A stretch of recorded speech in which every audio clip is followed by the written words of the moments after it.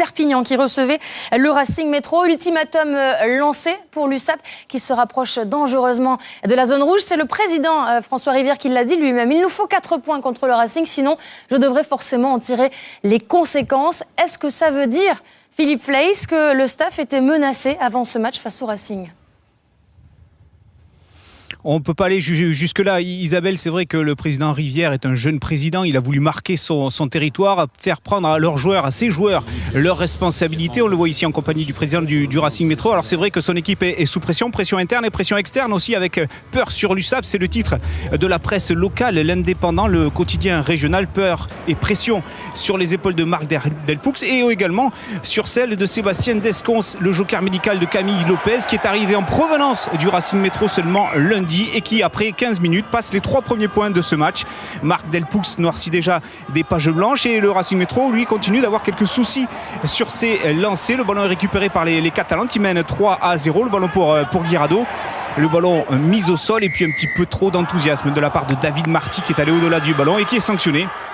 Hernandez passe la pénalité des quasiment 50 mètres et le score passe à 3 partout après 18 minutes de jeu. 6, une pénalité de chaque côté rajoutée par les deux buteurs, Hernandez et Descons. Et beaucoup de fautes, beaucoup de déchets dans ce match. Monsieur Berdos doit hausser le ton. Mais restez dans les normes encore. Donc parlez à vous le joueur, je vous laisse 30 secondes d'un côté comme l'autre.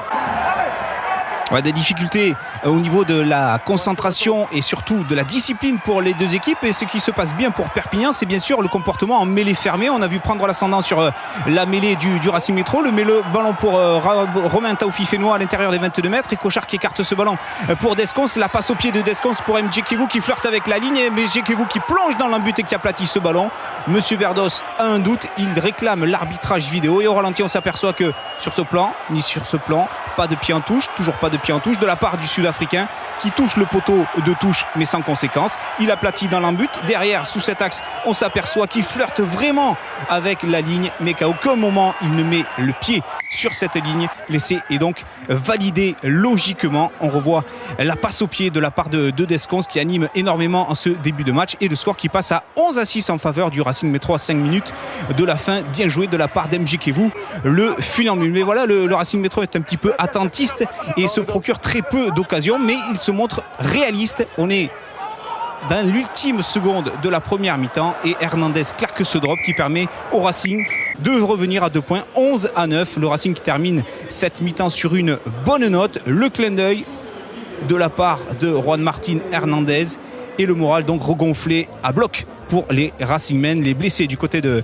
Perpignan apprécie Camille Lopez à gauche et Sofiane Guitoun, les deux grands internationaux absents de Perpignan et qui ont d'ailleurs terminé leur saison. Perpignan en deuxième période investit la moitié de terrain du Racing Métro. 2 points d'avance, c'est pas beaucoup, mais encore une fois la mêlée catalane prend l'ascendant. Descons rajoute 3 points, 14-9, cela fait 5 points d'avance en faveur de Perpignan. Mais voilà, Perpignan retombe un petit peu dans ses travers de l'indiscipline à l'image de Thomas Lolo là, qui vient percuter à retardement Benjamin Lapère et monsieur Berdos qui envoie le Tongien sur le banc pour 10 minutes et dans la foulée sur l'action qui suit, la sanction est immédiate avec cette pénalité de Juan Martín Hernandez qui permet au Racing de revenir à 2 points, 14-12. On atteint l'heure de jeu et encore une fois des difficultés sur la mêlée. Là encore monsieur Berdos doit sanctionner les premières lignes, il avait prévenu et c'est Genty et Benarous qui écopent d'un carton jaune. Perpignan se retrouve à 13 contre 14. Mais voilà, l'USAP a beaucoup d'envie dans ce match et le montre sur cette combinaison en touche qui surprend tout le monde. C'est Romain Taoufi-Fénois. Le ballon fait bien 5 mètres et il surprend Magnaval et Tongaua pour aplatir le deuxième essai de Perpignan. Un quart d'heure de la fin, Perpignan qui refait un mini-break et qui mène 19-12. On a vu au court ralenti, Magnaval ne pouvait pas lutter face à la puissance du Catalan. Mais voilà, à 5 minutes de la fin, le Racing Métro qui n'est pas encore venu jouer dans les 22 mètres de Perpignan récupère un ballon sur cette mêlée et c'est Dumoulin qui aplatit ce ballon au pied des poteaux. Le ballon est volé par Girondeau dans les bras de Strokosch et le contre est immédiat La sanction est immédiate.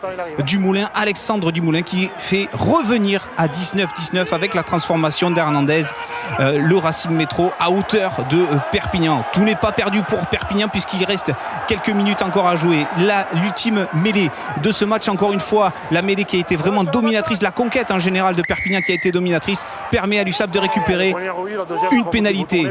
Delpoux demande à Geoffrey Michel de prendre ses responsabilités et de tenter cette pénalité des 40 mètres en coin, mais c'est Duvenage qui s'avance, le Sud-Africain. Son coup de pied s'élance, mais il est trop court, il ne passe pas. On en reste donc là sur ce score de 19-19, 2 points d'abandonné pour les hommes de Marc Delpoux qui plongent un peu plus l'USAP sous pression. Et oui Philippe, parce qu'il fallait, on le disait, 4 points à l'USAP, il n'y en a eu que 2. Alors forcément, on revient vous voir, on aimerait en savoir plus sur les conséquences dont parlait le président de l'USAP.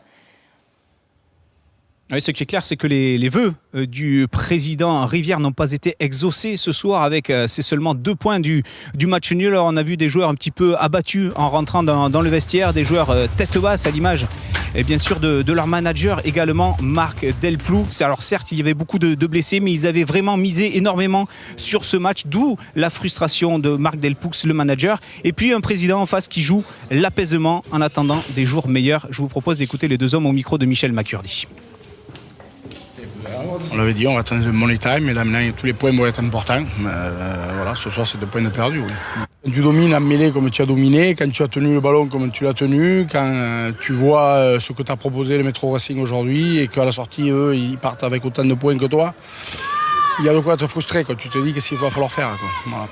Ce qu'il en est ce soir, c'est que je vais réfléchir à tout ça pendant le week-end. On refera un point lundi avec le coach. Mais je vous le dis, franchement, je ne peux pas dire ce soir, malgré le fait qu'on n'a pas les 5 points et que cet objectif-là n'est pas atteint, je ne peux pas dire que c'est un échec pour le groupe. Je ne peux pas dire que ce groupe n'a pas progressé. Si on attend de moi que je prenne des décisions à la hussarde d'ici lundi matin, ça ne sera pas le cas.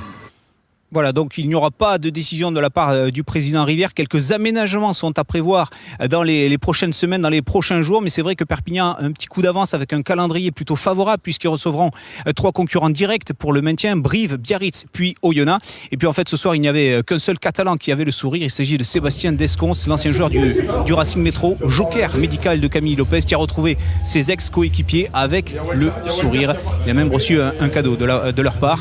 Voilà pour le consoler de ce match nul concédé par Perpignan à Aimé Giral ce soir. On rappelle Isabelle, le résultat pour l'instant de la soirée, c'était sur Canal+ Sport, c'est la victoire à la dernière seconde de Montpellier à Toulouse, 15-12. Stupeur à Toulouse, regardez le président Bouscatel en train de faire les 100 pas, ça c'était il y a quelques minutes, mais nous l'entendrons tout à l'heure, nous retournerons à Toulouse d'ici la fin de l'émission très très vite.